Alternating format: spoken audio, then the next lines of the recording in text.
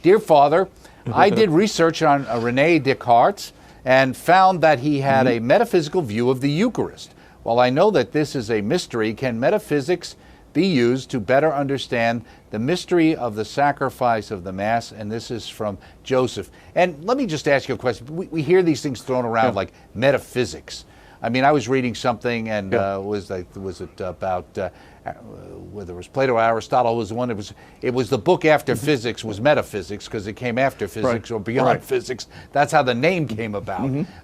So I thought that was kind of simplistic, but it was kind of interesting that it came that way. But what do we mean when we say metaphysics? And let's talk about that question as well.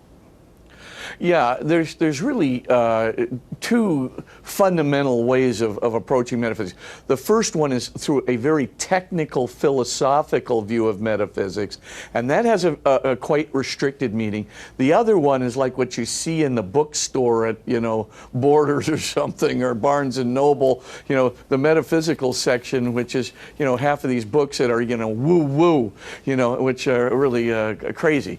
So, and so people think metaphysics, well, what's that? That's a crazy discipline. Well, it's not.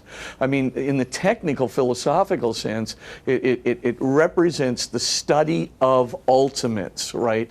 So, when you embark on not just doing something from physics, but you're going to go to the ultimate ground, the ultimate cause, the ultimate category. So this is the most foundational, the most basic, right? So when you're talking about ultimates, when you're talking about absolutes, when you're talking about most foundational, right, things of that nature, that comes into the category of metaphysics. So there's very, very strong, disciplinary rules for technical metaphysics in philosophy.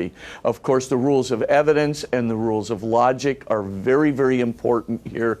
It has nothing to do with woo-woo.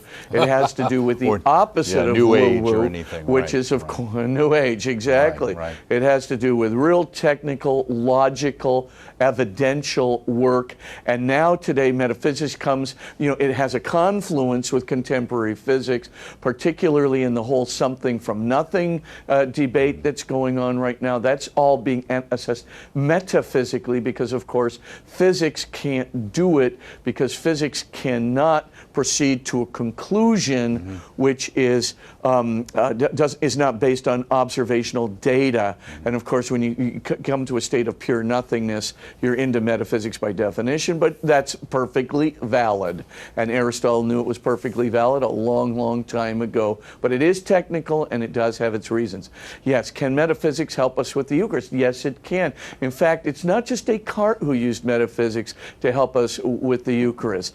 But when we hear words like substance and accidents, and when we hear, substantial change and substantial form to describe the Eucharist, in Catholic terminology, we are using metaphysical categories, specifically the metaphysical categories of St. Thomas Aquinas.